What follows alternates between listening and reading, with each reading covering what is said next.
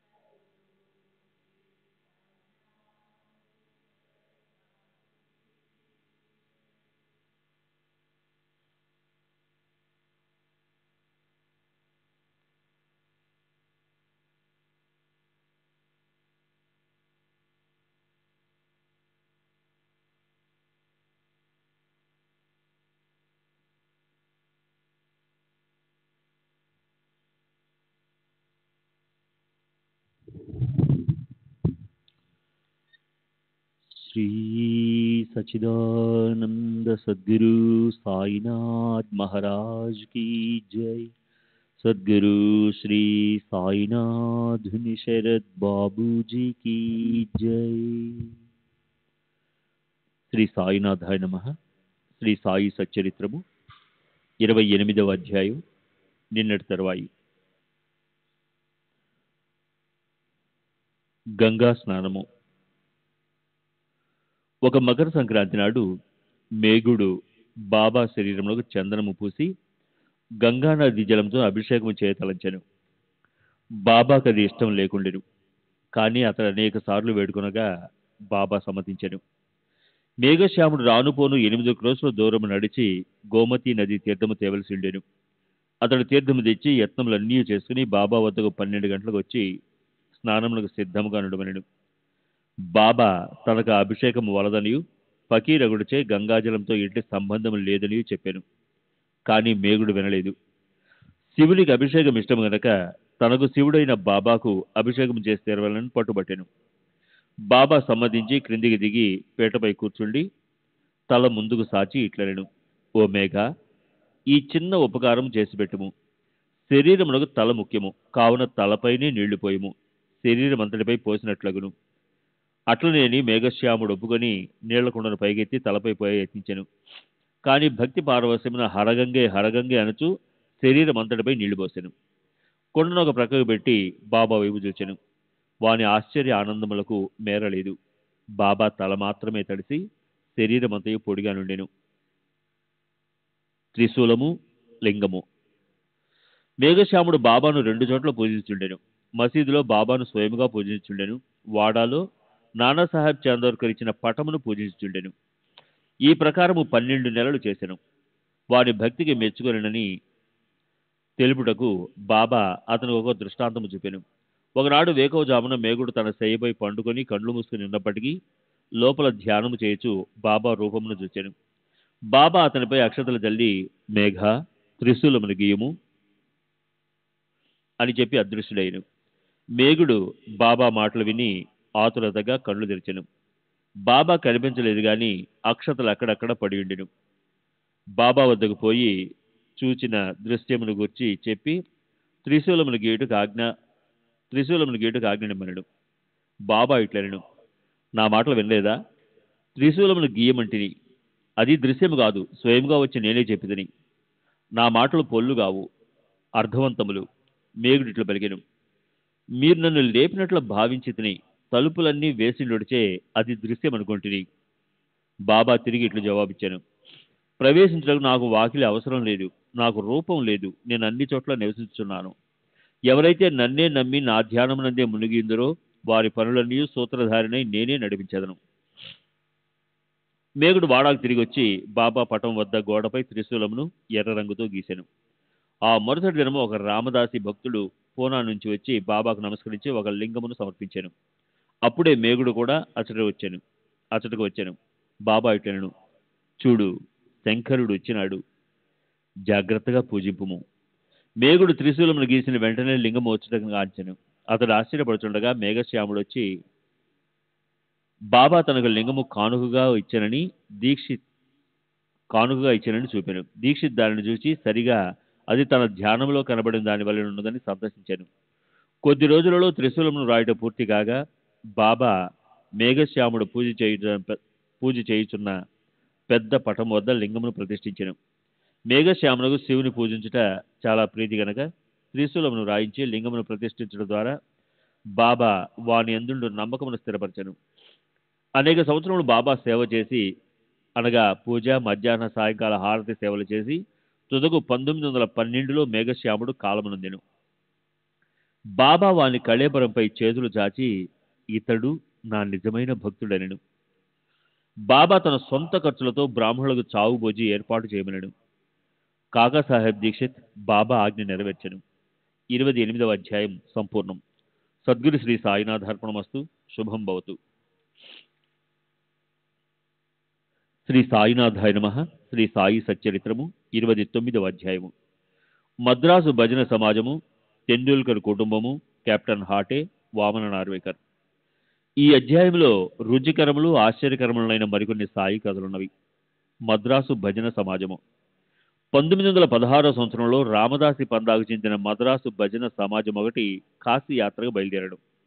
అందులో ఒక పురుషుడు, అతని భార్య, అతని కుమార్తె, అతని వదినయు ఉండిరి. వారి పేర్లు తెలియవు.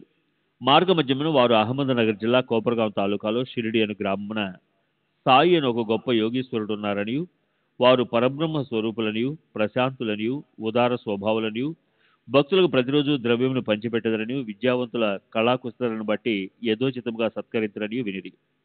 ప్రతిరోజు దక్షిణ రూపముగా చాలా డబ్బు వసూలు చేసి దానిని భక్త కొండాజీ కూతురు 3 ఏండ్ల ఆమెనికి ₹1, ₹2 నుంచి ₹5 వరకు కొందరికి, జమాలికి ₹6, ఆమని తల్లికి ₹10 మొదలుకొని ₹20 వరకు, కొందరు భక్తులకు ₹50 వరకు బాబా ఇచ్చుచుండెను. ఇదంతా విని సమాజము షిరిడీకి వచ్చి అచట ఆగి మంచి భజన చేశాను.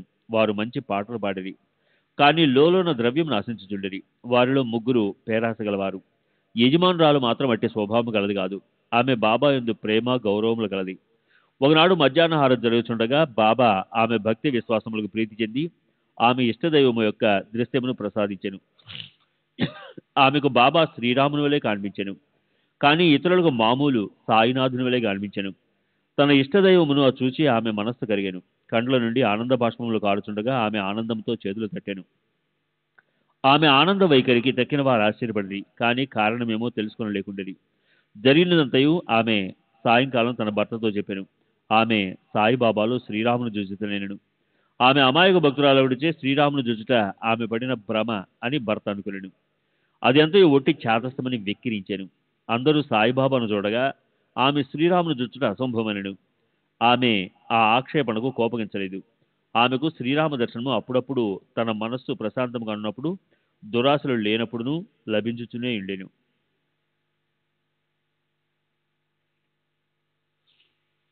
శ్రీ సచిదానంద సద్గురు సాయినాథ్ మహారాజ్ की जय. सद्गुरु श्री साईनाथ शरद बाबू जी की जय.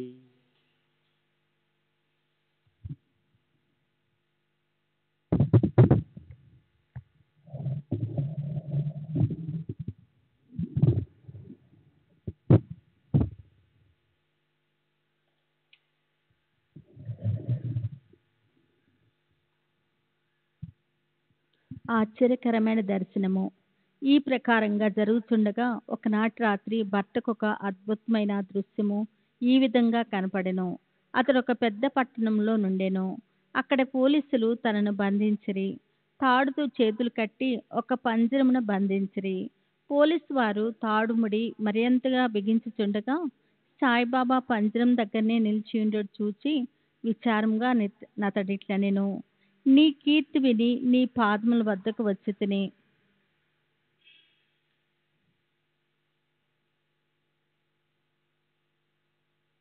నీవు స్వయంగా నిచ్చట నిలిచి ఉండగా ఈ ఆపద నాపై పడినేలా బాబా ఇట్లనెను.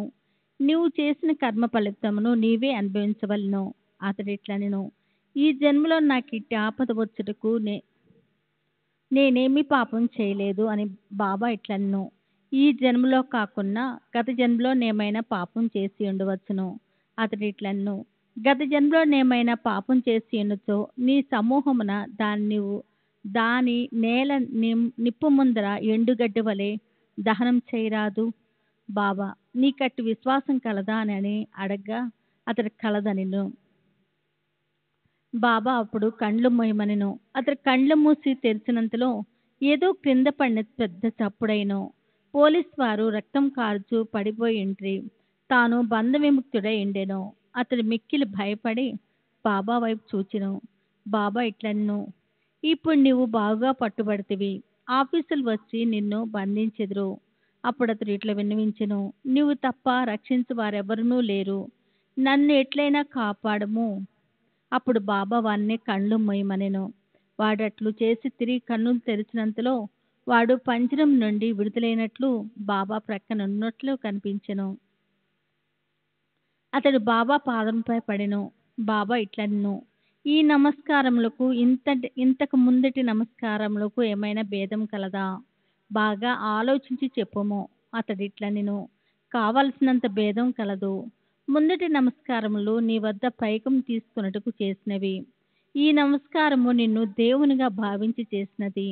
మరియును నేను కోపంతో నీవు మహమ్మదీయుడివై ఉండి హిందువులను పాడు చేయుచుంటువని అనుకునేడు వాడును. బాబా, నీ మనసులో మహమ్మదీయ దేవతలు నమ్మవా అని ప్రశ్నింప అతడు నమ్మననిను. అప్పుడు బాబా, నీ ఇంటిలో పాంజా లేదా?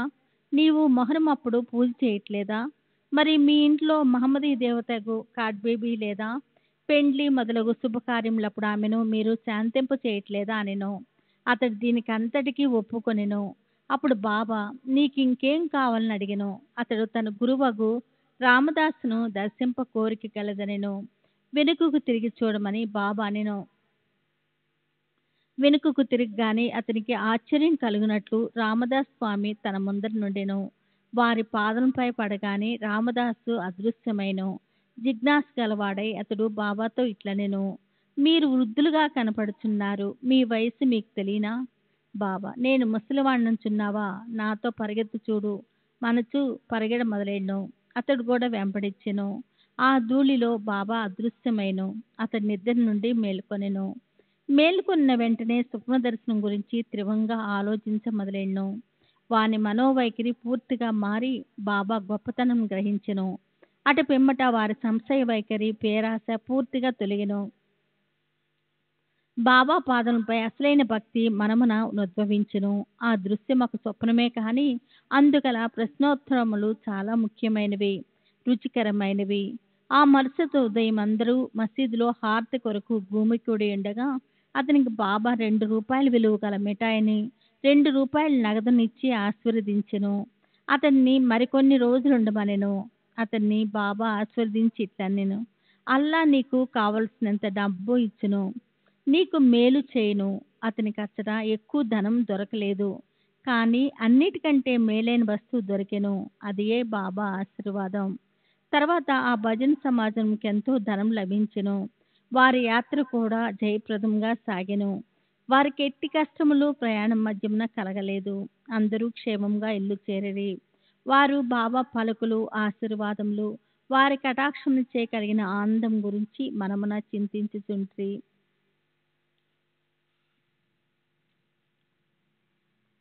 తన భక్తులను వృద్ధి చేయుటకు, వారి మనసులను మార్చుటకు బాబా అవలంబించిన మార్గంలో ఒకటి చూపుటికి ఈ లీల ఒకటి ఉదాహరణ. ఇప్పటికీ ఇట్టి మార్గంలో బాబా అవలంబించుతున్నారు. టెండూల్కర్ కుటుంబం. బాంద్రాలో టెండూల్కర్ కుటుంబం ఉండెను. ఆ కుటుంబం వారందరూ బాబా యందు భక్తి కలిగి ఉంట్రి. సావిత్రిబాయి టెండూల్కరు శ్రీ సాయినాథ భజనమాలను మరాఠీ గ్రంథమును 800 అభంగములను పదములతో ప్రచురించెను. దానిలో సాయి లీలలన్నయూ వర్ణింపబడెను. బాబా యందు శ్రద్ధాభక్తులు గలవారు దాన్ని తప్పక చదవవలెను. వారి కుమారుడు బాబు టెండూల్కరు వైద్య పరీక్ష కూర్చున్నవలనని రాత్రింబవళ్ళు కష్టపడి చదువుచుండెను. అతడు కొందరు జ్యోతిష్యులు సలహా చేసెను. వారు అతని జాతకం చూచి ఈ సంవత్సరము గ్రహములు అనుకూలంగా లేవని చెప్పిరి. కనుక ఆ మరుసటి సంవత్సరము పరీక్ష కూర్చుని వలననియు అట్లు చేసిన తప్పక ఉత్తీర్ణుడగుననియు చెప్పిరి. ఇది విని అతని మనసుకు విచారము, అశాంతి కలిగెను. కొన్ని దినముల తర్వాత అతని తల్లి షిరిడీకి పోయి బాబాను దర్శించెను. ఆమె బాబాకు అనేక విషయములతో పాటు తన కొడుకు విచారగ్రస్తుడైన సంగతి కూడా చెప్పెను. ఇది విని బాబా ఆమెతో ఇట్లనే: నా యందు నమ్మకముంచి జాతకములు, వాని ఫలితములు, సాముద్రిక శాస్త్రాల పలుకులొక ప్రక్కకు త్రోసి తన పాఠములు చదువుకొనమని చెప్పుము. శాంత మనసుతో పరీక్షకు వెళ్ళమనము. అతడు ఈ సంవత్సరం తప్పక ఉత్తీర్ణుడగును. నాయందే నమ్మకముంచమనము. నిరుత్సాహము చెందవద్దనము. తల్లి ఇంటికి వచ్చి బాబా సందేశము కొడుకుకు వినిపించెను. అతడు శ్రద్ధగా చదివెను. పరీక్షకు కూర్చొనెను. ప్రాత పరీక్షలో బాగా వ్రాసెను. కానీ సంశయంలో మునిగి ఉత్తీర్ణుడగుటకు కావలసిన మార్కులు రావనుకొనెను. కావున నోటి పరీక్షకు కూర్చొని ఇష్టపడలేదు. కానీ పరీక్షకులు అతని వెంటపడిరి. ప్రాత పరీక్షలో ఉత్తీర్ణుడైననియు నోటి పరీక్షకు రావాలనియు పరీక్షాధికారి కబురు పెట్టెను. ఇట్లు ధైర్యవచనం విని అతడు పరీక్ష కూర్చొని రెండింటిలో ఉత్తీర్ణుడైను. గ్రహములు వ్యతిరేకంగా నున్నను బాబా కటాక్షంచే ఆ సంవత్సరము పరీక్షలో ఉత్తీర్ణుడైను. సంశయములు, కష్టములు మన భక్తిని స్థిరపరచుటకు మనల్ని చుట్టుముట్టును, మనల్ని పరీక్షించును. పూర్తి విశ్వాసంతో బాబాను కొలుచును. మన కృషి సాగినచో మన ప్రయత్నములన్నీ తుదకు విజయవంతమగును. ఈ విద్యార్థి తండ్రి రఘునాథరావు బొంబాయిలో ఒక విదేశీ కంపెనీలో కొలువుండెను. వృద్ధులగుడిచే సరిగా పనిచేయలేక సెలవు పెట్టి విశ్రాంతి పొందుతుండెను. సెలవు కాలంలో అతని స్థితి మెరుగుపడలేదు. కావున సెలవు పొడిగించవలనుకొనెను, లేదా ఉద్యోగం నుండి విరమించుకొనుట నిశ్చయమని తోచెను. కంపెనీ మేనేజరు అతనికి పింఛనిచ్చి ఉద్యోగ విరమణం చేయించవలనని నిశ్చయించెను. మిక్కిలి నమ్మకంతో చాలా కాలము తమ వద్ద ఉద్యోగం చేసినవాడు కనుక ఎంత పింఛను ఇవ్వాలన్నది ఆలోచించుచుండ్రి. అతని వేతనము నెలకి ₹150. పింఛను అందులో సగము ₹75. కుటుంబ ఖర్చులకు సరిపోదు. కాబట్టి ఈ విషయమే వారందరూ ఆదుర్తా నుండ్రి. తుది నిర్ణయంకు 15 రోజుల ముందు టెండూల్కర్ భార్యకు బాబా స్వప్నంలో కనిపించి రూ. 100 పింఛను ఇచ్చినా బాగుండనుకొందును. అది నీకు సంతృప్తికరమా అనెను. ఆమె ఇట్లు జవాబిచ్చెను. బాబా, నన్నేలా అడిగెదవు? మేము నిన్నే విశ్వసించి ఉన్నాము. బాబా రూ. 100 అనెనను అతనికి రూ. 110. బాబా రూ. 100 అనెను అతనికి రూ. 10 అధికముగా అనగా రూ. 110 పింఛను లభించెను. తన భక్తులపై బాబా ఇట్టి విచిత్రమైన ప్రేమానురాగములు ప్రదర్శించువారు.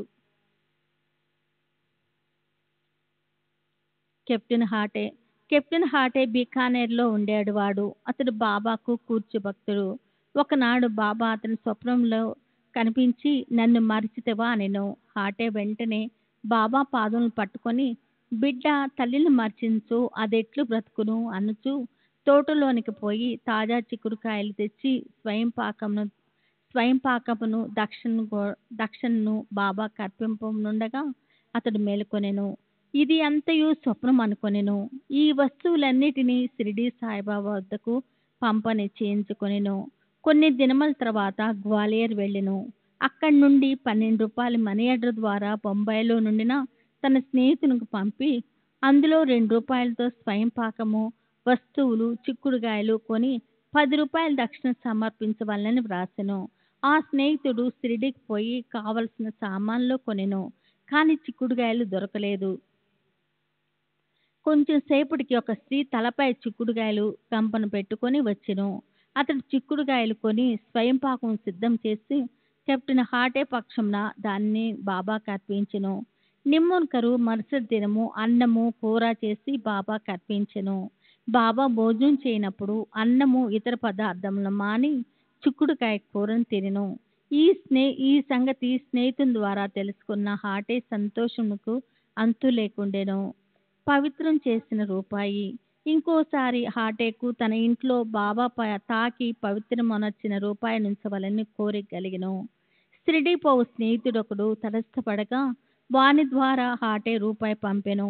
ఆ స్నేహితుడు షిరిడీకి చేరెను. బాబాకు నమస్కరించిన పిదప తన గురుదక్షిణ ఒసంగెను. బాబా దానిని జేబులో వేసుకునెను. తర్వాత హాటే ఇచ్చిన రూపాయిని ఇవ్వగా బాబా దానివైపు బాగా చూచి తన కుడి చేతి బ్రొటన వ్రేళ్లతో పైకి ఎగరవేసి ఆడి ఆ స్నేహితునితో ఇట్లనెను. దీనిని దాని యజమానికి ఊదీ ప్రసాదంతో కూడా ఇచ్చివేయము. నాకేమీ అక్కర్లేదని చెప్పుము. శాంతంగా సంతోషంగా ఉండమనము. ఆ స్నేహితుడు గ్వాలియర్ తిరిగి వచ్చెను. హాటేకు బాబా పవిత్రం చేసిన రూపాయి ఇచ్చి జరిగిందంతయు చెప్పెను. ఈసారి హాటే మిక్కిలి సంతృష్టి చెందెను. బాబా సద్బుద్ధి కలుగు చేయనని గ్రహించెను. మనఃపూర్వకంగా కోరుచే బాబా తన కోరికను యథాప్రకారం నెరవేర్చనని సంతసించెను. వామన్ నార్వేకర్. చదువర్లు ఇంకొక కథను వినిదిరుగాక. వామన్ నార్వేకర్ అన్నతడు బాబాను మిక్కిలి ప్రేమించేవాడు. ఒకనాడతడు రూపాయి తెచ్చెను. దానిని ఒక ప్రక్క సీతారాం లక్ష్మణులను ఇంకో ప్రక్క భక్తాంజనేయుడు కలరు. అతడు దాన్ని బాబాకి ఇచ్చెను. బాబా దాన్ని తాకి పవిత్రమొనర్చి ఊదీ ప్రసాదంతో తనకివ్వవలనని అతని కోరిక. కానీ బాబా దాన్ని వెంటనే జేబులో వేసుకొనెను. శ్యామ నార్వేకర్ ఉద్దేశమును తెలుపుచూ దాన్ని తిరిగి ఇచ్చివేయమని బాబాను వేడెను. బాబా ఇట్లనెను. దీనినేలా అతనికి ఇవ్వవలెను? దీన్ని మనమే ఉంచుకుందాము. అతడు రూ. 25 ఇచ్చినచో తిరిగి వానికి ఇచ్చిదము. ఆ రూపాయి కొరకు వామన్ రావు రూ. 25 వసూలు చేసి బాబా ముందర పెట్టెను. బాబా ఇట్లనెను. ఆ నాణ్యం విలువ రూ. 25 కంటే ఎంతో ఎక్కువ. శ్యామ, ఈ రూపాయిని తీసుకొనుము. మన కోశంలో దీన్నుంచుము. దీనిని నీ పూజా మందిరంలో పెట్టి పూజించుకునుము. బాబా ఎందులకి ఈ మార్గం అవలంబించిరో అడుగుటకు ఎవ్వరికీనూ ధైర్యం చాలకుండెను. ఎవరికేది క్షేమమో బాబాకే తెలియను. 29వ అధ్యాయం సంపూర్ణము. సద్గురు శ్రీ సాయినాథార్పణమస్తు. శుభం భవతు. శ్రీ సచ్చిదానంద సద్గురు సాయినాథ్ మహారాజ్ కి జై. గురు శ్రీ సాయినాథుని శరత్ బాబూజీకి జై. శ్రీ సాయినాథాయ నమః. శ్రీ సాయి సచ్చరిత్రము 35వ 35వ అధ్యాయం. షిరిడీకి లాగబడిన భక్తులు. కాకాజీ వైద్య. రహత కుశాల్ చంద్. పంజాబీ రామ్లాల్. ఈ అధ్యాయంలో బాబా షిరిడీకి ఈడ్చిన 2 భక్తుల వృత్తాంతము చెప్పుకొందుము. దయామయుడు భక్తవత్సలుడగు శ్రీ సాయికి నమస్కారము. వారు దర్శన మాత్రమునే భవసాగరమును తరింపజేసి మన ఆపదలను బాపెదరు. వారు నిర్గుణ స్వరూపులైనను భక్తులు కోరుటచే సగుణ స్వరూపము వహించిరి. భక్తులకు ఆత్మ సాక్షాత్కారం కలిగించుటచే భక్తులకు ఆత్మ సాక్షాత్కారం కలిగించుటే మహాత్ముల కర్తవ్యము. అది యోగీశ్వరుడైన సాయినాథునకు ముఖ్యమైనది, తప్పని సరి అయినది. వారి పాదములను ఆశ్రయించిన వారి పాపములెల్లా నశించును. అట్టి వారి ప్రగతి నిశ్చయము. వారి పాదమును స్మరించుచు పుణ్య క్షేత్రముల నుండి బ్రాహ్మణులు వచ్చి వారి సన్నిధిలో వేద శాస్త్రములు పారాయణ చేసి గాయత్రి మంత్రమును జపించెదరు. దుర్బలము పుణ్యహీనులమగుటచే భక్తి అనగానేమో మనకు తెలియదు. మనకింత మాత్రము తెలియను. ఇతరులు మనలను విడిచిపెట్టినప్పటికీ బాబా మాత్రము మనలను విడువరు. వారి కృపకు పాత్రులైన వారు కావాల్సినంత శక్తి, జ్ఞానము, నిత్య వివేకములను పొందెదరు.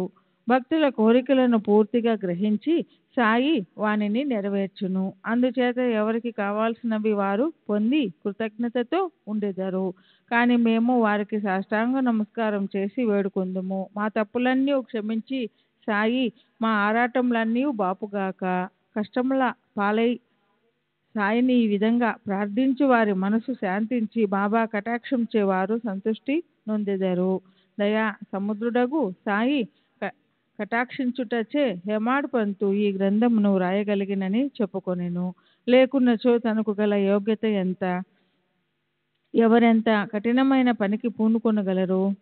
శ్రీ సాయి ఈ భారమంతయు వహించుటచే హేమాడ్ పంతుకు కష్టములు గాని శ్రమ గాని కానరాకుండెను. తన వాక్కును కలమును కూడా ప్రేరేపించుటకు శక్తివంతమగు జ్ఞానమనే వెలుతురుండగా అతడు సంశయము గాని ఆరాటము గాని పొందనేలా. అతడు వ్రాసిన ఈ పుస్తక రూపమున శ్రీ సాయి అతని సేవను గైకొనెను. ఇది అతని గత జన్మల పుణ్య పరంపరంచే ప్రాప్తించెను. కావున అతడు అదృష్టవంతుడాయి పుణ్యాత్ముడై అనుకొనెను. ఈ క్రింది కథ సాధారణ కథ కాదు, స్వచ్ఛమైన అమృతము. దీనినెవరు త్రాగెదరో వారు సాయి మహిమను సర్వాంతర్యామిత్వమును తెలుసుకొందురు. వాదించువారు విమర్శించువారు ఈ కథలను చదువ అక్కర్లేదు. దీనికి కావలసినది అంతులేని ప్రేమ, భక్తి, వివాదం కాదు. జ్ఞానులు, భక్తి విశ్వాసములు గలవారు లేదా యోగుల సేవకుల అనుకునివారు ఈ కథలను ఇష్టపడి మెచ్చుకొనెదరు. తదితరులు కాకమ్మ కథలు అనుకుందురు. అదృష్టవంతులైన సాయి భక్తులు సాయి లీలలను కల్పతరువుగా భావించెదరు. ఈ సాయి లీలామృతమును త్రాగినచో అజ్ఞానులకు జన్మరాహిత్యము కలుగును, గృహస్థులకు సంతృప్తి కలుగును, ముముక్షులకిది సాధనగా ఉపకరించును. ఇక ఈ అధ్యాయంలోని కథలను ప్రారంభించెదము. కాకాజీ వైద్య. నాసిక్ జిల్లా వనీలో కాకాజీ వైద్య అనువాడుండెను. అతడిచటి సప్నశృంగి దేవతకు పూజారి. అతడు అనేక కష్టములు పాలై మనశ్శాంతిని పోగొట్టుకుని చంచల మనస్కుడాయను. అట్టి పరిస్థితుల్లో ఒకనాటి సాయంకాలం దేవత ఆలయంనకు పోయి తనను ఆందోళన నుండి కాపాడమని హృదయపూర్వకంగా వేడుకొనెను. అతని భక్తికి దేవత సంతసించి ఆనాటి రాత్రి అతనికి స్వప్నమున కనిపించి బాబా వద్దకు పొమ్ము, నీ మనసు శాంతి వహించును అనెను. ఈ బాబా ఎవరో దేవిని అడిగి తెలుసుకొనుటకు కాకాజీ ఉత్సహించెను. కానీ ఇంతలోనే అతనికి మెలకువ కలిగెను. ఈ బాబా ఎవరై ఉండవచ్చునని అతడు యోచించెను. కొంతసేపు ఆలోచించిన పిమ్మట ఈ బాబా త్రయంబకేశ్వరుడు అంటే శివుడు కావచ్చునని అతడు పుణ్యస్థలమగు త్రయంబకము అంటే నాసిక్ జిల్లా వెళ్ళెను. అచట 10 రోజులుండెను. అక్కడున్నంత కాలము ఎక్కువజామున స్నానం చేసి రుద్రమును జపించుచు అభిషేకమును తదితర పూజలను గాంచెను. అయినప్పటికీ మునుపటి వలనే అశాంత మనస్కుడుగా నుండెను. పిమ్మట స్వగ్రామునకు తిరిగి వచ్చి దేవతను తిరిగి వేడుకొనెను. ఆ రాత్రి ఆమె స్వప్నంలో కనిపించి ఇట్లనెను, అనవసరంగా త్రయంబకేశ్వరంకు ఎందుకు వెళ్ళినావు? బాబా అనగా షిరిడి సాయిబాబా అని నా అభిప్రాయము. షిరిడీకి పోవుటెట్లు, ఎప్పుడు పోవలెను, బాబాను చూచుటెట్లు అని కాకాజీ మనోవ్యాకులత పొందుచుండెను. ఎవరైనా యోగీశ్వరుని చూడవలని అనుకున్నచో ఆ యోగియే కాక దైవము కూడా అతని కోరికను నెరవేర్చుటకు సహాయపడును. యథార్థముగా యోగియు భగవంతుడును ఒక్కరే, వారిలో ఏమీ భేదం లేదు. ఎవరైనా తానైపోయి యోగిని దర్శించుట అన్నది ఉత్త బూటకము. యోగి సంకల్పించనిదే వారిని చూడగలుగు వారెవ్వరు. అతని ఆజ్ఞ లేక చెట్టు ఆకు కూడా కదలదు. యోగి దర్శనముకై భక్తుడు ఎంత వేదన పడునో, ఎంత భక్తి విశ్వాసములు చూపునో అంత త్వరగాను బలంగాను అతని కోరిక నెరవేరును. దర్శనముకై ఆహ్వానించువాడే వచ్చువానికి స్వాగత సన్నాహం లోనర్చును. కాకాజీ విషయంలో అట్లే జరిగెను. శ్యామ మొక్కు. కాకాజీ షిరిడీకి పోవుటకు ఆలోచించుచుండగా ఒక అతిథి అతనిని షిరిడీకి తీసుకుని పోవుటకు అతని ఇంటికే వచ్చెను. అతడింకెవడో కాదు, బాబాకు ముఖ్య భక్తుడు శ్యామయ్యే. శ్యామ ఆ సమయమున వనికి ఎట్లు వచ్చునో చూద్దుము. శ్యామ బాల్యంలో జబ్బుపడినప్పుడు అతని తల్లి తన గృహదేవతలగు వనిలోని సప్తశృంగికి జబ్బు నయం కాగానే నీ దర్శనమునకు వచ్చి బిడ్డను నీ పాదములపై పెట్టేదనని మొక్కుకొనెను. కొన్ని సంవత్సరముల పిమ్మట ఆ తల్లి కుచములపై తామర లేచి ఆమె మిక్కిలి బాధపడెను. తనకు నయమైనచో 2 వెండి కుచములు సమర్పించేదనని అప్పుడు ఇంకొక మొక్కు మొక్కుకొనెను. కానీ ఈ 2 మొక్కులు కూడా ఆమె చెల్లించలేదు. ఆమె చనిపోయినప్పుడు ఈ సంగతి శ్యామకు చెప్పి 2 మొక్కులు చెల్లించు భారము అతనిపై వేచి ఆమె మృతి చెందెను. శ్యామ కొన్నాళ్ళకు ఆ మొక్కులను పూర్తిగా మర్చెను. ఇట్లు 30 సంవత్సరములు గడిచెను. అప్పట్లో షిరిడీకి ఒక పేరు పొందిన జ్యోతిష్కుడు వచ్చి నెల దినముల అచట మకాం వేసెను. అతడు శ్రీమాన్ బూటీ మొదలగు వారికి చెప్పిన భవిష్యత్తు సంతృప్తికరముగా నుండెను. శ్యామ తమ్ముడు బాపాజీ జ్యోతిష్య పండితుణ్ణి సంప్రదించగా అతడు తల్లి మొక్కులు చెల్లించక పోవుటచే వానికి కష్టములు సప్తశృంగి దేవత కలుగజేయుచున్నదనెను. బాపాజీ ఈ సంగతి శ్యామకు తెలియపరచెను. అప్పుడు శ్యామకు సర్వము జ్ఞప్తికి వచ్చెను. ఇంకనూ ఆలస్యం చేసినచో హానికరమని ఎంచి శ్యామ ఒక కంసలిని పిలిచి 2 వెండి కుచములు చేయించెను. మసీదుకు పోయి బాబా పాదములపై పడి 2 కుచములు అచట పెట్టి తన మొక్కులను చెల్లచేయుమని బాబాయే తన సప్తశృంగి దేవత అవుటచే ఆమెని ఆమోదించమని వేడెను. నీవు స్వయముగా పోయి సప్తశృంగి దేవతకు మొక్కును చెల్లింపుము అని బాబా నిర్బంధించెను. బాబా ఊదిని ఆశీర్వాదమును పొంది శ్యామ వనీపట్నంనకు బయలుదేరెను. పూజారి ఇల్లు వెతుకుచూ తుదకు కాకాజీ ఇల్లు చేరెను. అప్పుడు కాకాజీ షిరిడీ పోవాలని గొప్ప కుతూహలంతో నుండెను. అట్టి సమయంలో శ్యామ వారింటికి వెళ్ళెను. ఇది ఎంత ఆశ్చర్యకరమైన కలయికయో చూడుడు. మీరెవరు, ఎచ్చట నుండి వచ్చినారని కాకాజీని అడిగెను. మాది షిరిడీ, నేను సప్తశృంగికి మొక్కు చెల్లించుటకు ఇక్కడకు వచ్చినానని శ్యామ అనెను. షిరిడీ నుంచి వచ్చినని తెలియగానే శ్యామను కాకాజీ కౌగిలించుకొనెను. ప్రేమచే మైమర్చెను. వారు సాయి లీలల గూర్చి ముచ్చటించుకొనిరి. శ్యామ మొక్కులన్నీ చెల్లించిన పిమ్మట వారిద్దరు షిరిడీకి బయలుదేరిరి. షిరిడీ చేరగానే కాకాజీ మసీదుకు పోయి బాబాను చూసి వారి పాదములపై పడెను. అతని కన్నులు కన్నీటితో నిండెను. అతని మనసు శాంతించెను. సప్తశృంగి దేవత స్వప్నంలో తెలియపరిచిన రీతిగా బాబాను చూడగానే అతని మనసులోని చంచలత్వం అంతా పోయి ప్రశాంతి వహించెను. కాకాజీ తన మనసులో ఇట్లా అనుకొనెను, ఏమి ఈ అద్భుత శక్తి!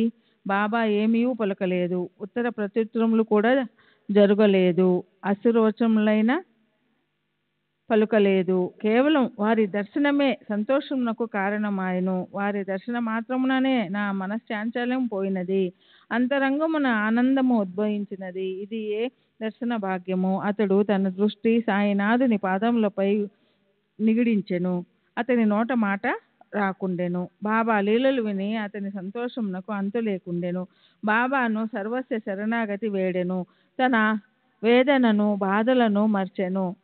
స్వచ్ఛమైన ఆనందమును పొందెను. అక్కడ 12 రోజులు సుఖంగా నుండి తుదకు బాబా వద్ద సెలవు తీసుకొని వారి ఊది ప్రసాదము ఆశీర్వచనము పొంది ఇల్లు చేరెను.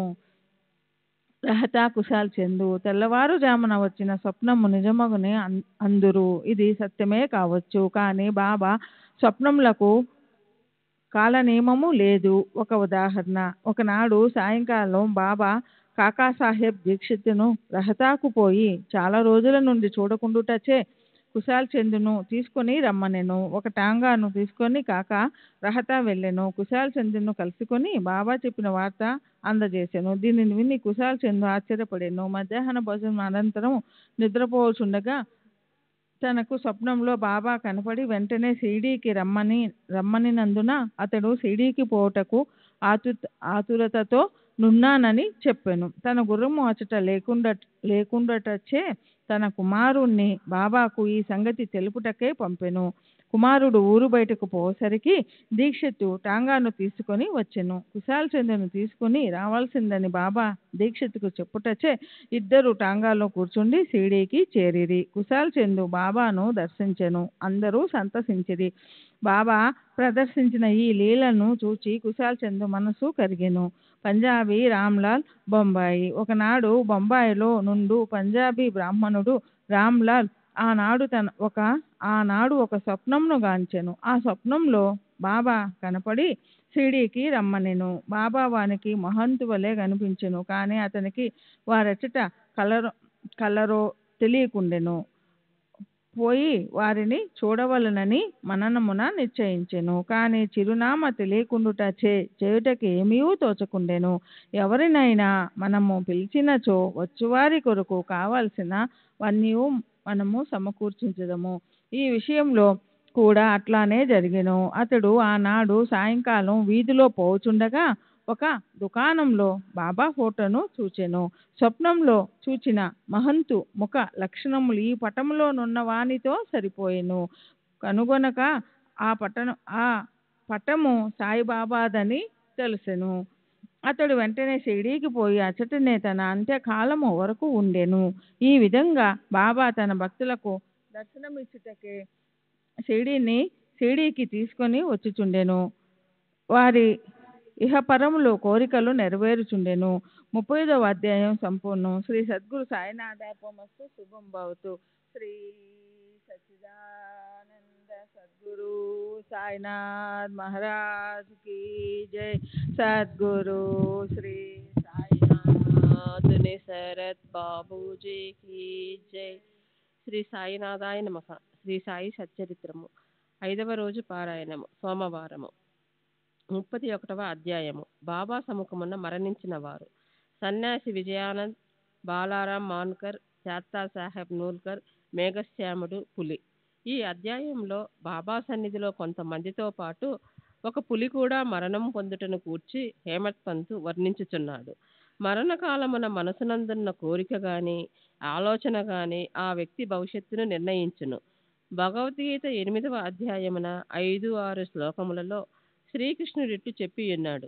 ఎవరైతే వారి అంతదశ యందు నన్ను జ్ఞప్తి ఎందుంచుకుందరో వారు నన్ను చేరెదరు. ఎవరైతే ఏదో మరొక దానిని ధ్యానించెదరో వారు దానినే పొందెదరు. అంత్యకాలమందు మనము మంచి ఆలోచనలే మనసునందుంచుకొనగలమను నిశ్చయము లేదు. అనేక మంది అనేక కారణముల వల్ల భయపడి అదరిపోయెదరు. కావున అంత సమయమందు మనసును నిలకడగా లేదో మంచి ఆలోచన యందే నిలపవలనన్నచో నిత్యము దానిని అభ్యసించుటవసరము. భగవంతుని ధ్యానము చేయుచు జ్ఞప్తి ఎందుంచుకొని ఎల్లప్పుడూ భగవన్నామ స్మరణ చేసినచో మరణకాలమందు గాబరా పడకుండా ఉండగలమని యోగీశ్వరులందరూ మనకు బోధించుచుందురు. భక్తులు యోగులకు సర్వస్వ శరణాగతి చేసెదరు. ఏలన సర్వజ్ఞులకు యోగులు దారి చూపి అంతకాలమున సహాయము చేసెదరని వారి నమ్మకము. అటువంటివి కొన్ని ఇచ్చట చెప్పెదము. సన్యాసి విజయానంద్ అను మద్రాసు దేశపు సన్యాసి మానస సరోవరమునకు యాత్రార్థమై బయలుదేరాను. మార్గములో బాబా సంగతి విని షిరిడీలో ఆగాను. అక్కడ హరిద్వారము నుంచి వచ్చిన సన్యాసియగు సోమదేవ స్వామిని కలుసుకొనెను. మానస సరోవరపు యాత్ర గూర్చి వివరములను కనుగొనెను. మానస సరోవరము గంగోత్రికి 500 మైళ్ళ పైన గలదని, ప్రయాణములో కలుగు కష్టములన్నిటినీ ఆ స్వామి వర్ణించెను.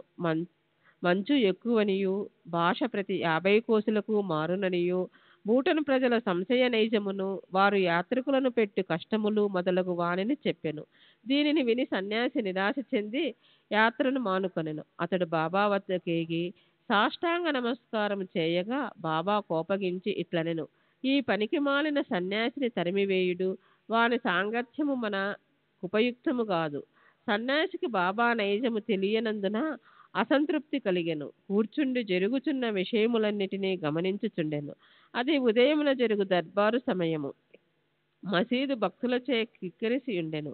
వారు బాబాను అనేక విధముల పూజించుచుండెరి. కొందరు వారి పాదములకు అభిషేకము చేయుచుండెరి. వారి బొటనవేలు నుండి తీర్థమును కొందరు తాగుచుండెరి. కొందరు దానిని కండ్లకద్దుకొనుచుండెరి. కొందరు బాబా శరీరమున కత్తరు చందనములను పూయుచుండెరి.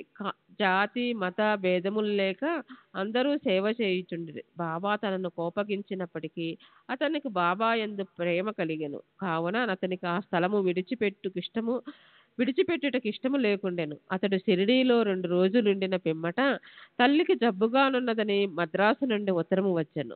విసుగు చెంది అతడు తన తల్లి వద్దకు పోగోరెను. కానీ బాబా ఆజ్ఞ లేనిదే షిరిడీ విడవలేకుండెను. ఉత్తరము తీసుకుని బాబా దర్శనమునకై వెళ్ళెను. ఇంటికి పోవుటకు బాబా ఆజ్ఞ వేడెను. సర్వజ్ఞుడకు బాబా ముందు జరగబోవునది గ్రహించి, నీ తల్లిని అంత ప్రేమించి వాడవైతే సన్యాసం ఎందుకు పుచ్చుకొంటివి? కాషాయ వస్త్రములు ధరించువానికి దేని యందు అభిమానము చూపుట తగదు. నీ బసకు పోయి హాయిగా కూర్చుండము. ఓపికతో కొద్ది రోజులు కూర్చుండము. వాడలో పెక్కు దొంగలున్నారు. తలుపు గడియ వేసుకుని జాగ్రత్తగా నుండము. దొంగలంతయు దోచుకుని పోయెదురు. ధనము, ఐశ్వర్యము మొదలగునవి నిత్యము కావు. శరీరము శిథిలమై తుదకు నశించును. దీనిని తెలుసుకొని నీ కర్తవ్యమును చేయము. ఇహలోక పరలోక వస్తువులన్నిటి యందు గల అభిమానము విడిచిపెట్టుము. ఎవరైతే ఈ ప్రకారముగా చేసి హరి యొక్క పాదములను శరణు వేడెదరో వారు సకల కష్టముల నుండి తప్పించుకొని మోక్షమును పొందెదరు. ఎవరైతే భక్తి ప్రేమలతో భగవంతుని ధ్యానము చేసి మననము చేసెదరో వారికి దేవుడు పరిగెత్తిపోయి సహాయము చేయును. నీ పూర్వపుణ్యం ఎక్కువగుటచే నీవిక్కడకు రాగలిగితివి. నేను చెప్పున దానిని జాగ్రత్తగా విని జీవిత పరమావధిని కాంచుము. కోరికలు లేనివాడవై రేపటి నుండి భాగవతమును పారాయణ చేయము. శ్రద్ధతో 3 సప్తాహములను చేయము. భగవంతుడు సంతుష్టి చెంది నీ విచారములను తొలగించును. నీ భ్రమలు నిష్క్రమించును. నీకు శాంతి కలుగును అనిరి. అతని మరణము సమీపించినందున బాబా అతనికి విరుగుడు ఉపదేశించెను. బాబా కూడా తన దేహావసాన సమయాన మృత్యుదేవతకు ప్రీతి కలిగించే రామ విజయము చదివించెను. ఆ మరుసటి ఉదయము స్నానము మొదలగునవి ఆచరించి పిమ్మట విజయానందుడు భాగవతమును లెండీ తోటలో ఏకాంతమున చదువుటకు ప్రారంభించెను. 2 పారాయణములు చేయుగానే అలసిపోయెను. వాడకు వచ్చి 2 దినములుండెను. 3వ రోజు పకీరు అంటే బడే బాబా తొడపై ప్రాణములు వదిలెను. బాబా ఒక రోజంతయు శవము నటులే ఇంచుమనెను. పిమ్మట పోలీసు వాన్లు వచ్చి విచారణ జరిపి శవ సంస్కారము కాజ్ఞనిచ్చిరి. యథోచితముగా శరీరమును తగిన స్థలమునందు పూడ్చిరి. ఈ విధముగా బాబా ఆ సన్యాసి సద్గతికి సహాయపడెను. బాలారాం మాన్కర్ అను గృహస్థుడొకడు బాబా భక్తుడుగా నుండెను. అతని భార్య చనిపోయెను. అతడు విరక్తి చెంది కొడుకునకు గృహభారం అప్పగించి షిరిడీకి వచ్చి బాబాతో నుండెను. అతని భక్తికి బాబా మెచ్చుకొని అతనికి సద్గతి కలుగజేయవలనని ఈ దిగువ రీతిగా చేసెను. బాబా అతనికి 12 రూపాయలిచ్చి సతారా జిల్లాలోని మచ్చేంద్రగఢ్లో నుండుమనెను. బాబాను విడిచిపెట్టి మచ్చేంద్రగఢ్లో నుండుటకు అతనికి ఇష్టము లేకుండెను. కానీ ఇదే అతనికి మంచి మార్గమని బాబా ఒప్పించెను. అచ్చట రోజుకు 3 సార్లు ధ్యానము చేయుమనెను. బాబా మాటలందు నమ్మకముంచి మాన్కర్ మచ్చేంద్రగఢమునకు వచ్చెను. అక్కడి చక్కని దృశ్యమును, శుభ్రమైన నీటిని, ఆరోగ్యమైన గాలిని, చుట్టుపక్కల గల ప్రకృతి సౌందర్యమును చూసి సంతసించి బాబా సెలవిచ్చిన ప్రకారము మిక్కిలి తీవ్రముగా ధ్యానము చేయ మొదలెడెను. కొలది దినముల పిమ్మట ఒక దృశ్యమును గనెను. సాధారణముగా భక్తులు సమాధి స్థితి యందు దివ్యానుభవములను పొందెదరు గాని మాన్కర్ విషయంలోనట్లుగాక చైతన్యమునకు వచ్చిన పిమ్మట దివ్య దర్శనము లభించెను. అతనికి బాబా స్వయముగా కనిపించెను. మాన్కర్ బాబాను చూచుటియే కాక "న- తన నచ్చట కేల పంపితవని అడిగెను. బాబా ఇట్లు చెప్పెను, సిరిడీలో అనేక ఆలోచనలు నీ మనసున లేచెను. నీ చంచల మనసునకు నిలకడ కలుగజేయవలనని ఇచ్చటకు పంపితిని. నీవు పంచేంద్రియములతో 3.5 మూరల మనిషిగా నన్ను భావించితివి. నేనెల్లప్పుడూ సిరిడిలోనే ఉండదననుకొంటివి. ఇప్పుడు నీవిచ్చట చూచిన నా రూపము సిరిడిలో చూచిన నా రూపముతో సమానముగా నున్నదో లేదో నిర్ధారింపుము. ఇందుకే నిన్నిచ్చటికి పంపితిని. కొంతకాలము గడిచిన పిమ్మట మాన్కర్ గడమును విడిచి బాంద్రాకు పయనమయ్యెను. పూనా నుండి దాదారుకు రైలులో పోవలననుకొనెను. టికెట్ కొరకు బుకింగ్ ఆఫీసుకు పోగా నది మిక్కిలి కిక్కిరిసి ఉండెను. అతనికి టికెట్ దొరకకుండెను. లంగోటి కట్టుకొని కంబలి కప్పుకున్న ఒక పల్లెటూరి వాడు వచ్చి మీరెక్కడికి పోవుచున్నారని అడిగెను. దాదారుకనే మాన్కర్ బదులు చెప్పెను. అతడిట్లనెను, దయచేసి నా దాదారు టికెట్ తీసుకొనుము. నాకు అవసరమైన పని ఉండుటచే దాదారుకు వెళ్ళుట మానుకొంటిని. టికెట్ లభించినందున మాన్కర్ ఎంతో సంతోషించెను. జేబులో నుంచి పైకము తీయునంతలో ఆ జానపదుడు అంతర్ధానమయ్యెను. మాన్కర్ ఆ గుంపులో అతనికై వెదికెను, కానీ లాభము లేకపోయెను. అతని కొరకు బండి కదులునంత వరకు ఆగెను, కానీ వాని జాడయే కానరాకుండెను. మాన్కర్కు కలిగిన వింత అనుభవము లందు ఇది రెండవది. ఇంటికి పోయి వచ్చి తిరిగి మాన్కర్ షిరిడీ చేరెను. అప్పటి నుంచి షిరిడీలోనే బాబా పాదములను ఆశ్రయించి ఉండెను. వారి సలహాలను అనుసరించి నడుచుకొనుచుండెను. తుదకు బాబా సముఖమున వారి ఆశీర్వాదములతో ఈ ప్రపంచమును విడిచినందువలన అతడెంతో అదృష్టవంతుడని చెప్పవచ్చును. తాత్యా సాహెబ్ నూల్కర్ గూర్చి హేమట్ పంత్ ఏమీ చెప్పి ఉండలేదు. వారు సిరిలో కాలము చేసినారని మాత్రము చెప్పెను. సాయిలీలా పత్రిక నుండి ఈ వృత్తాంతమును గ్రహించితిమి. 1909 సంవత్సరంలో తాత్యాసాహెబ్ పండరీపురంలో సబ్ జడ్జిగా నుండెను. అప్పుడు నానాసాహెబ్ చందోర్కర్ అచట మమలతాదారుగా నుండెను. ఇద్దరూ చాలాసార్లు కలుసుకొని మాట్లాడుచుండిరి. తాత్యాసాహెబ్కు యోగుల యందు నమ్మకం లేకుండెను. నానాసాహెబ్కు వారి యందు మిగుల ప్రేమ. అనేక పర్యాయములు నానాసాహెబ్ నూల్కర్కు బాబాలీలను చెప్పి షిరిడీకి పోయి వారి దర్శనము చేయుమని బలవంత పెట్టెను. తుదకు 2 షరతులపై నూల్కర్ ఒప్పుకొనెను. అందులో ఒకటి బ్రాహ్మణ వంటవాడు దొరకవలను, రెండవది బహూకరించుటకు చక్కని నాగపూరు కమలాఫలములు దొరకవలెను. భగవత్కటాక్షముచే ఈ రెండును తటస్థించెను. ఒక బ్రాహ్మణుడు నానా సాహెబ్ వద్దకు రాగా అతడు వానిని తాత్యాసాహెబ్ నూల్కర్ వద్దకు పంపెను. ఎవరో గాని 100 కమలాఫలములను నూల్కర్కు పంపిరి. 2 షరతులు నెరవేరుటచే తాత్యాసాహెబ్ షిరిడీకి తప్పక పోవలసి వచ్చెను. మొట్టమొదట బాబా అతనిపై కోపగించెను. క్రమముగా బాబా అవతార పురుషుడని తగిన నిదర్శనములు తాత్యాసాహెబ్ నూల్కర్కు లభించెను. కనుకనతడు బాబా ఎడ మక్కువపడి తన అంతదశ వరకు షిరిడీలోనే ఉండెను. తన అంతదశలో మత గ్రంథముల పారాయణము వినెను. చివరి సమయములో బాబా పాదతీర్థము అతనికిచ్చిరి. అతని మరణ వార్త విని బాబా ఇట్లనెను, అయ్యో తాత్య మన కంటే ముందే వెళ్ళిపోయెను. అతనికి పునర్జన్మ లేదు. మేఘశ్యాముడు 28వ అధ్యాయంలో మేఘుని కథ చెప్పితిమి. మేఘశ్యాముడు మరణించగా గ్రామవాసులందరూ శవము వెంట వెళ్ళిరి. బాబా కూడా వెంబడించెను. బాబా అతని శవముపై పువ్వులు చల్లెను. దహన సంస్కారమైన పిమ్మట బాబా కంట నీళ్లు కారెను. సాధారణ మానవుని వలె బాబా విచారమగ్నుడైనట్లు కనబడెను. శవమంతయు పూలతో కప్పి దగ్గరి బంధువు వలె నేర్చి బాబా మసీదుకు తిరిగి వచ్చెను. యోగులనేకులు భక్తులకు సద్గతినిచ్చుట విందుము. కానీ బాబా గొప్పదనమే అమోఘమైనది. క్రూరమైన పులి కూడా వారి వలన సద్గతినే పొందెను. ఆ కథయే ఇప్పుడు చెప్పెదను. పులి బాబా సమాధి చెందుటకు 7 రోజుల ముందు ఒక విచిత్రమైన సంగతి షిరిడీలో జరిగెను. ఒక నాటుబండు వచ్చి మసీదు ముందర ఆగెను. ఆ బండిపై ఇనుప గొలుసులతో కట్టియుంచిన పులి ఉండెను. దాని భయంకరమైన ముఖము వెనుకకు తిరిగి ఉండెను. దానిని 3 దర్వేషులు పెంచుచూ ఊరూర తిప్పి డబ్బు సంపాదించుకొనుచుండిరి. అది వారి జీవనోపాధి. ఆ పులి ఏదో జబ్బుతో బాధపడుచుండెను. అన్ని విధముల ఔషధములను వాడిరి, కానీ వారి ప్రయత్నములు నిష్ఫలమయ్యెను. బాబా కీర్తి విని వారు దానిని షిరిడీకి తీసుకొని వచ్చిరి. దానిని గొలుసులతో పట్టుకొని ద్వారము వద్ద నిలబెట్టి దర్వేషులు బాబా వద్దకు పోయి దాని విషయమంతయు బాబాకు చెప్పిరి. అది చూచుటకు భయంకరంగా నుండియు జబ్బుతో బాధపడుచుండెను. అందుచే అది మిగుల చికాకు పడుచుండెను. భయాచ భయాశ్చర్యములతో ప్రజలందరూ దాని వైపు చూచుచుండిరి. బాబా దానిని తన వద్దకు తీసుకుని రమ్మనెను. అప్పుడు దానిని బాబా ముందుకు తీసుకుని వెళ్ళిరి. బాబా కాంతికి తట్టుకొనలేక అది తల వాల్చెను.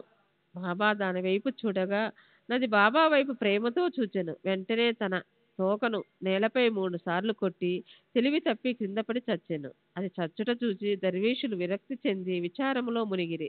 కొంతసేపటికి వారికి తెలివి కలిగెను. ఆ జంతువు రోగంతో బాధపడుచు చచ్చుటకు సిద్ధముగా నుండుటచే నది బాబా సముఖమున వారి పాదముల వద్ద ప్రాణములు కోల్పోవుట దాని పూర్వజన్మ పుణ్యమే అని భావించిరి. అది వారికి బాకీ పడి ఉండెను.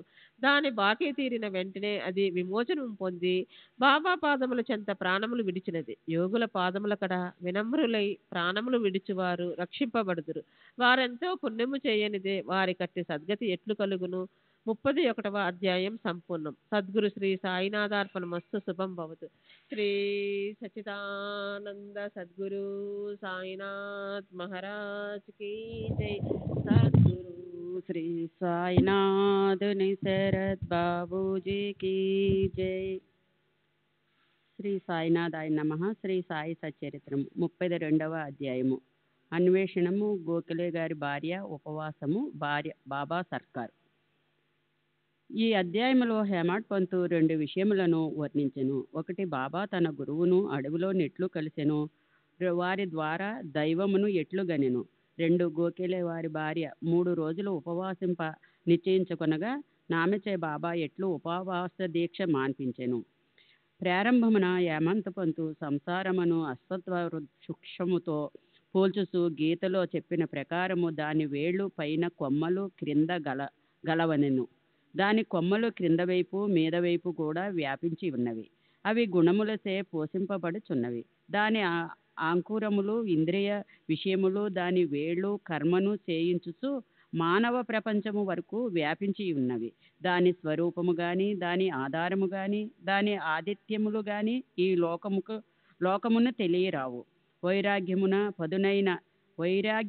పదునైన కత్తితో ఈ బలమైన వేళ్ళు గల అశ్వత్థ వృక్షమును నరికి ఏ అతీత మార్గము ననుసరించి తిరిగి జన్మ లేదో అట్టి దానిని అనుసరించవలెను.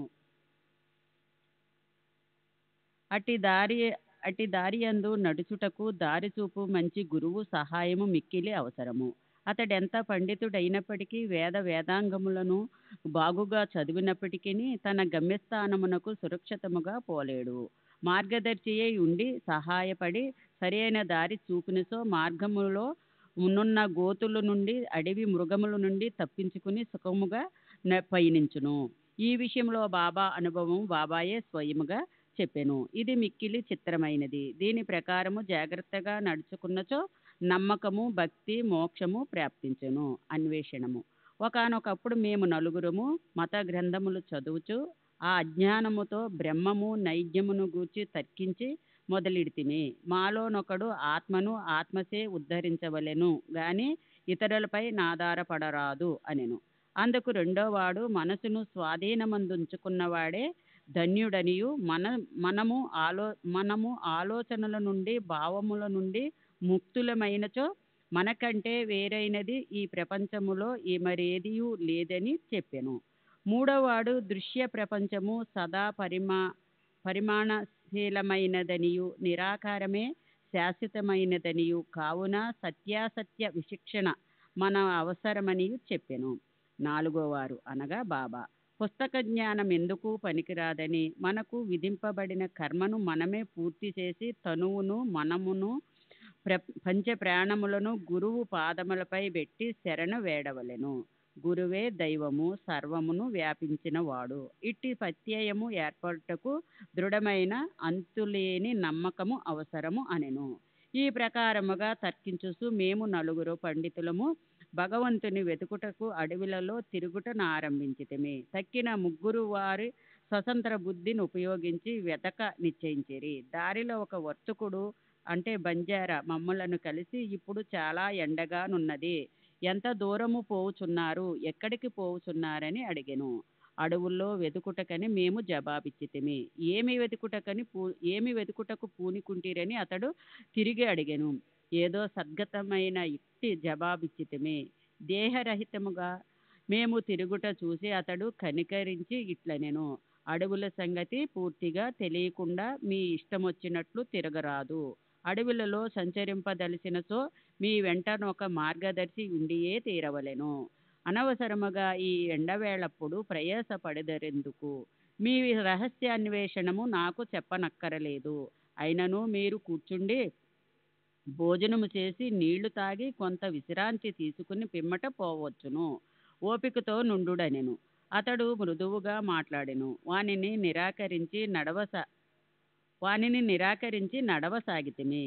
మాకన్ని సంగతులు తెలియను కాన ఇతరుల సహాయమక్కర్లేదనుకుంటిమి. అడవులు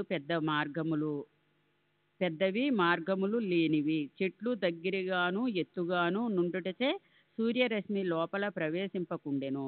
కనుక దారి తప్పి అటూ ఇటూ చాలాసేపు తిరిగితిమి. తుట్టతుదకి ఎక్కడి నుండి బయలుదేరితిమో అచ్చటకే అదృష్టశాతవు తిరిగి వచ్చితిమి. బంజారా తిరిగి కలుసుకుని ఇట్లనెను. మీ తెలివితేటలపై నాధారపడి మీరు దారి తప్పితిరి. చిన్నదానికి గాని పెద్దదానికి గాని సరి అయిన మార్గము చూపుటకొక మార్గదర్శి ఉండియే తీరవలెను. ఉత్త కడుపుతో ఏ అన్వేషణము జయప్రదము కాదు. భగవంతుడు సంకల్పించినదే మనకు దారిలోనెవరునూ కలియరు. పెట్టిన భోజనము వద్దనుకుడు, వడ్డించిన విస్తరిని త్రోసివేయుకుడు. భోజన పదార్థములు అర్పించుచు శుభసూచకము ఇట్లనుచు తిరిగి మమ్ములను ప్రశాంతముగా భోజనము చేయమని బతిమాలెను. నా మిత్రులు ముగ్గురు ఈ మాటలను లక్ష్యపెట్టక భోజనము చేయకుండా ప్రయాణము సాగించిరి. వారి హఠము ఈ విధముగా నుండెను. నేను మాత్రం ఆకలితోనూ దాహముతోనూ నుంటిని. బంజారా చూపిన అసమాన ప్రేమకు లొంగిపోతిని. మేమెంతో తెలివైన వారమనుకుంటిమి, కానీ దయాదాక్షిణ్యములకు దూరమైతిమి. బంజారా చదువుకున్నవాడు కాడు, యోగ్యతలు లేనివాడు, తక్కువ జాతివాడు, కానీ వాని హృదయము ప్రేమమయము. భోజనము చేయమని మమ్మల్ని వేడెను. ఈ విధముగా ఫలాపేక్ష లేకుండా ఎవరైతే ఇతరులను ప్రేమించెదరో వారు నిజముగా నాగరికులని ఎంచి వారి ఆతిథ్యమును ఆమోదించితే జ్ఞానమునకు ప్రధాన సోపానమని అనుకుంటిని. మిక్కిలి మర్యాదతో అతడు పెట్టిన భోజనము నేను తిని, అనగా బాబా నీళ్లు తాగి తిని. ఏమి ఆశ్చర్యము! వెంటనే మా గురువుగారు వచ్చి నా ఎదుట నిలిచిరి. వారడుగుటచే జరిగిన వృత్తాంతమంతయు విశద పరిస్థితిని. అప్పుడు వారు నాతో వచ్చుటకు ఇష్టపడెదరా? మీకు కావలసినదేదో నేను చూపెదను. నా యందు విశ్వాసమున్న వారికే జయము కలుగును అనిరి. తక్కిన వారు వారి మాటలకు సమ్మతింపక ఎక్కడికో పోయిరి. నేను మాత్రము వారికి గౌరవపూర్వకంగా నమస్కరించి వారి ఆజ్ఞకు లోబడి తిని. అంతటా వారు నన్నొక బావి వద్దకు తీసుకుని పోయిరి. నా కాళ్ళును తాడుతో కట్టి నన్ను తలక్రిందులుగా ఒక చెట్టుకు గట్టి బావిలో నీళ్లకు 3 అడుగుల మీదుగా నన్ను వేలాడదీసిరి. నా చేతులతో గాని నోటితో గాని నీళ్లను అందుకోలేకుంటిని. నన్ను ఈ విధముగా వేలాడగట్టి వారు ఎచ్చటికో పోయిరి. 4-5 గంటల తరువాత వారు మరలా వచ్చి నన్ను బావిలో నుంచి బయటికి తీసి ఎట్లుంటివేని అడిగిరి.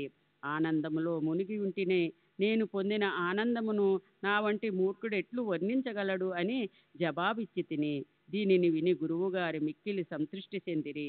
నన్ను దగ్గరకు చేరదీసి నా వీపును తమ చేతులతో తట్టి నన్ను వారి వద్ద నుంచుకునిరి.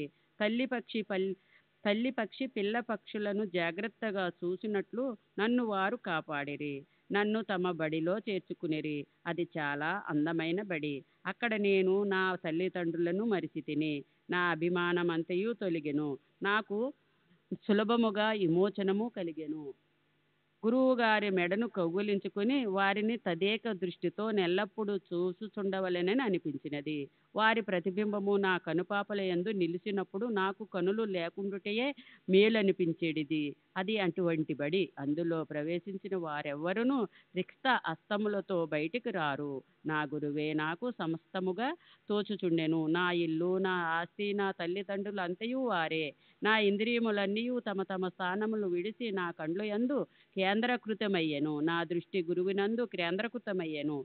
నా ధ్యానమంతయు నా గురువుపై నిలిపి తిని నాకింకొక దాని యందు స్పృహే లేకుండెను. వారిని ధ్యానము చేయనప్పుడు నా మనసు నా బుద్ధి శబ్దమగు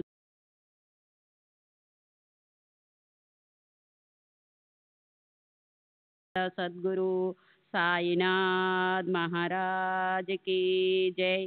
सद्गुरु श्री साईनाथ निशरद बाबू जी की जय.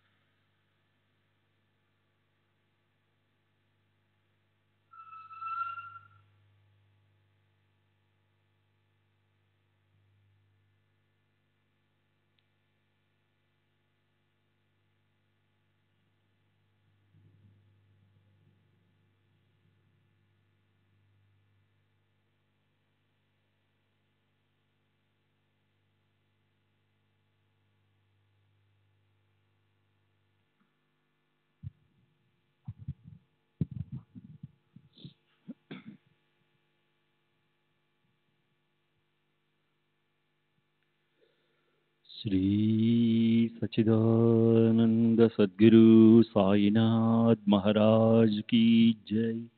सद्गुरु श्री साईनाथ निशरद बाबू जी की जय.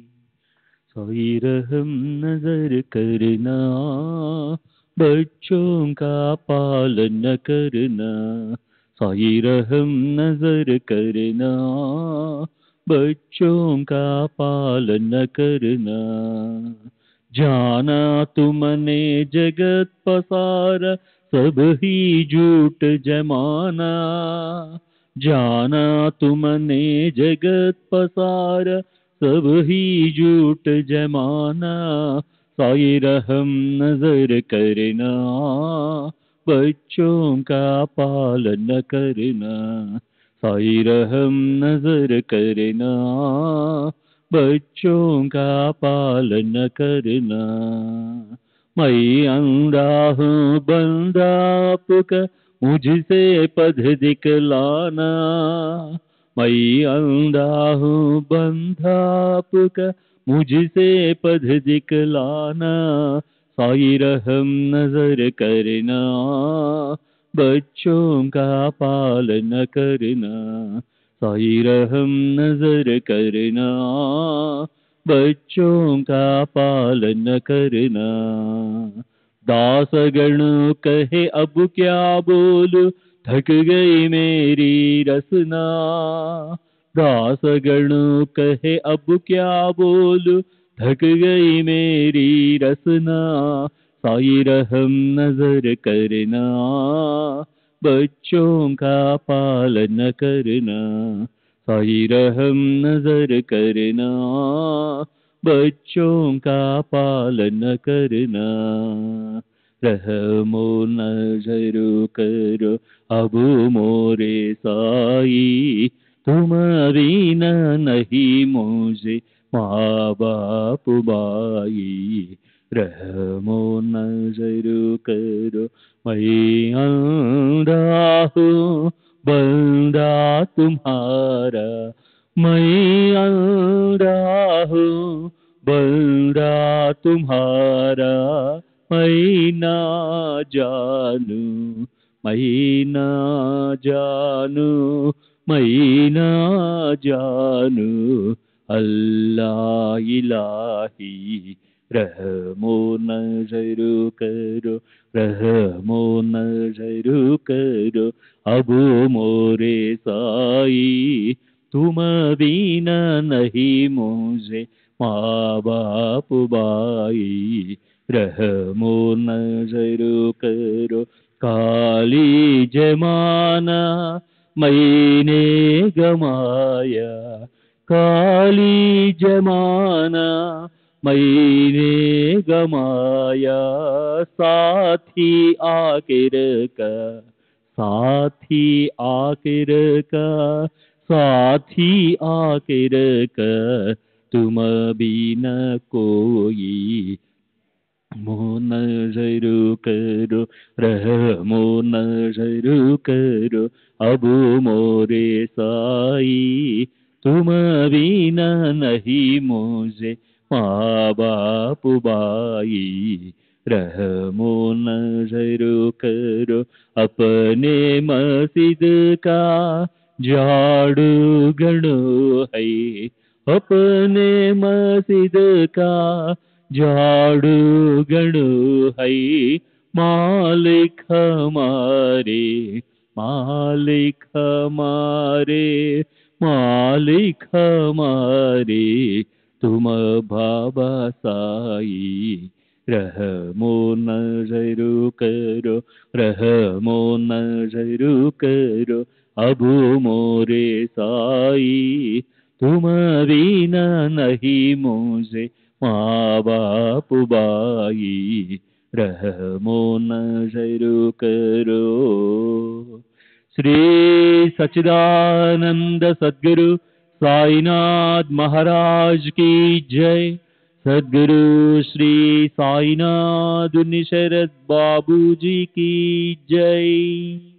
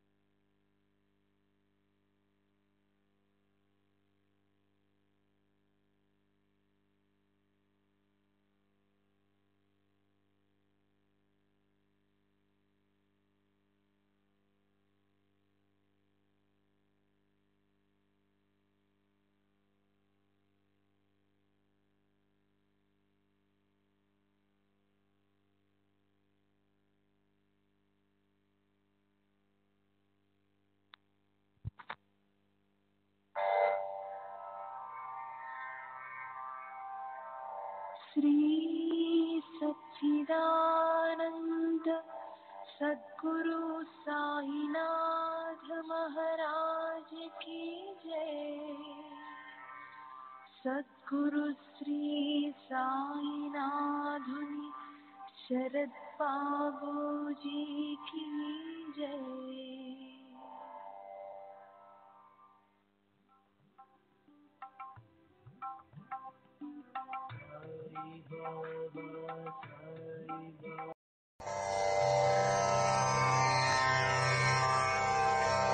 श्री सच्चिदानंद